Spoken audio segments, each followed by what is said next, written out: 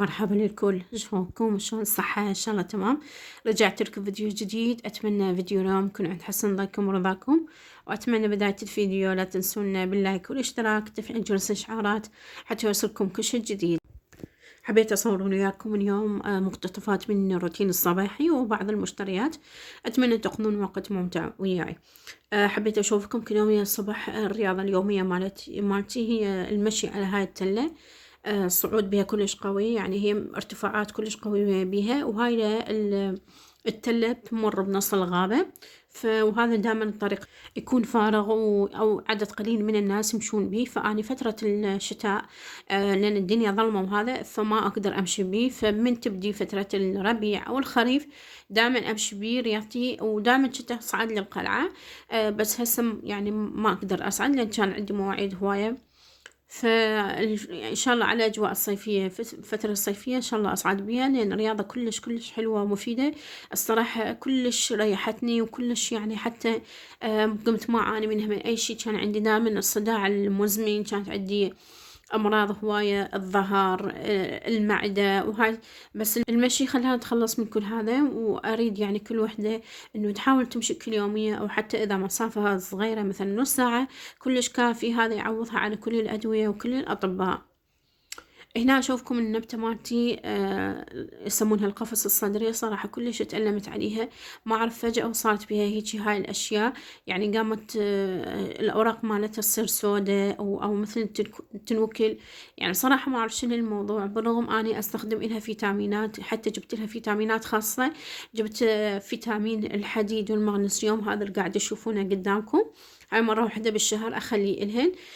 فما أعرف شنو الموضوع. شو أنا من قمت أستخدم هذا الفيتامين، يعني النباتات حسيتها ما تحسنت أكثر، بقت نفس الشي، وقامت تظهر هاي العلامات عليها يعني. فما أعرف إن كان نتيجة المي أو نتيجة هذا الدواء، أو نتيجة عدم التعرض لأشعة الشمس، لأن إحنا هنا مثل ما تعرفوا بألمانيا الأشعة جدا قليلة تجي يعني، وإذا تجي تكون ضعيفة. فيمكن يكون هذا السبب، بس ما أعرف. يعني هي همين هاي النبتة تكون دائما نشوف مخليتها يم الشباك، يعني الضوء قاعد يوصلها.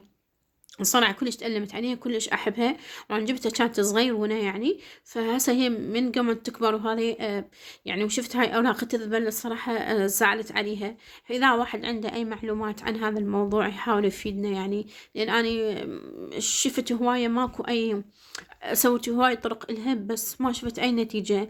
يعني ما أعرف شنو يمكن التربة مالتها. بس هو إحنا دائما بين فترة وفترة يعني كل موسم نبدل التربة مالتها، بس ما أعرف شنو الموضوع.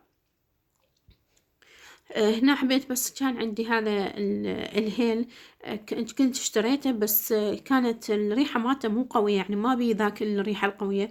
فحبيت انه استفاد منه، انه اطحنه وان شاء الله على رمضان استخدمه يعني للحلويات، او استخدمه للتمر اخليه يصير طعمه كلش طيب. يعني انا بالبداية زوجي قال لي ذبيه، بس قلت لا، يعني خلينا نستثمره شوية، ويعني نستخدمه الشغلات هواي تفيدنا، او للكليتش ان شاء الله. أنا يمكن لحد هسه أنا ما سويت لا تفريزات ولا تحضيرات، لأن صراحة كانوا أولادي كلهم مرضانين وما كان عندي ذاك الوقت. إن شاء الله بس يطيبون أو يكون عندي المجال نسوي لكم تفريزات، أو نسوي تزيينات رمضان المبارك. إن شاء الله يكون رمضان خير وبركة للجميع، آمين يا رب العالمين. لأن الصراحة كلش متحمسة رمضان وأجواء رمضان والطقوس الروحانية اللي نعيشها، يعني صراحة جدا جدا أحبه يعني. ويعني فنحاول نسوي هيك أجواء إحنا عندنا بالبيت، نحس بأجواء رمضان، ولا هي تختلف عن الأجواء العربية، يعني مو مثل الأجواء العربية.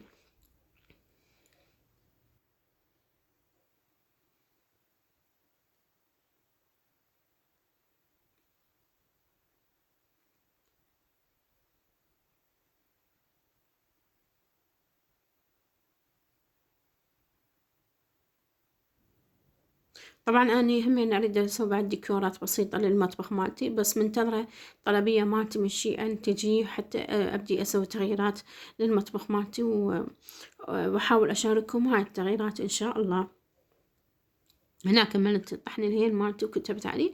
فشوفوا صار قدوته يعني العلبة مالته، لأن نصه كان بس القشور ما تنطحن، فيا دوب طلع لي هذا الشي. هنا وصلت الطلبية مالتي من موقع تيمو، يعني أول مرة أطلب من هذا الموقع، يعني وكنت خايفة من عنده لأن نتيجة هواية طلعت عليه حكي، يعني نقولوا مخ الشركة وتخوف وهذا الشي، فما أعرف والله جبتها يعني، فقلت خلنا أجربهم وأشوف. طلبت من عندهم هاي الزينة مال رمضان، هاي تصير على شكل تتعلق بالاستقبال، في شكلها كلش حلو، بس مكتوب عليها عيد مبارك، ما أعرف يمكن غلطانين، ما أعرف بعد عيد مبارك شلون. وهنا ذاك الشرشف هذا مع الطاولة يتخلى على الطاولة، يعني هم شكله كلش حلو، موديله كلش حلو الصراحة، عجبني يعني، وسعره كلش مناسب، تقريبا 3 يورو أو أقل 3 يورو. وكذلك هم اشتريت من عندهم حاية مال المناديل مال طعام، همين على شكل هلال ومكتوب عليها رمضان مبارك. شوف شكلها كلش حلو وجميل. ان شاء الله اول سفرة رمضان اذا الله خلانا طيبين راح اسوي لكم ترتيب سفرة رمضان، ونرتب انا وياكم السفرة ونستخدم هاي الاشياء كلها، وان شاء الله نشوف يعني شنو نسوي افكار يعني مناسبة. وايضا اشتريت هذا القارورة مال الزيت، لأن شفت سعرها مناسب يعني، أرخص من هنايا، وأمين شكلها حلو أو عجبني. كان سعرها تقريبا 7 يورو، فعجبتني، فقلت خلنا، بس هي بمالي بالتصوير كان مسوي حجمها أضخم يعني كلش كبيرة، بس هنا تفاجأت إنه كان حجمها صغير يعني مو ذاك الكبر توقعته. هنا رحنا أنا وزوجي محل الأثاث، بس كنت أريد أختار طاولات للطعام، بس هنا ما شفنا يعني الطاولات كلش صغيرة وما عندهم ذيك الألوان، يعني مجرد بس النوع الخشبي، ولا هو الدارج يعني هذا الوقت، بس كنت رايدة يعني شوية خشبي بس على أكبر، بس ما لقيت.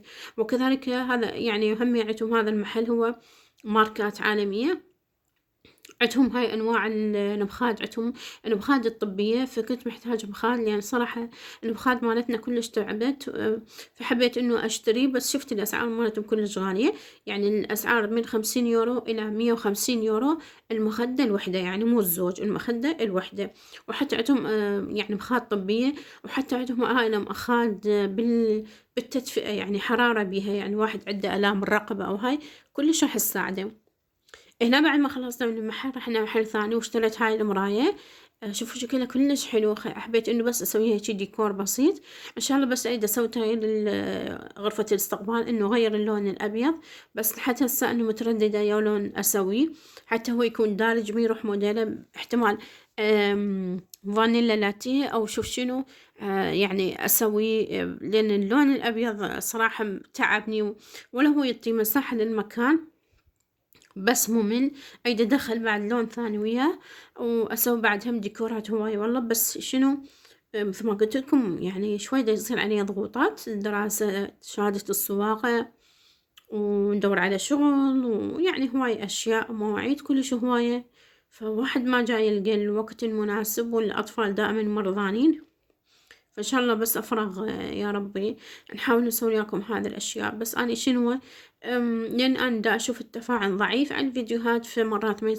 يكون لي واهز إنه أسوي فيديوهات جديدة، يعني ما أعرف شنو السبب، فأحاول إنه أشوف شنو الخلل وين، يمكن بالفيديوهات، يمكن بالمونتاج، ما أعرف والله، ما أعرف شنو السبب، يمكن ما أنزل يوميا، فمن هيك التفاعل كان كلش قليل.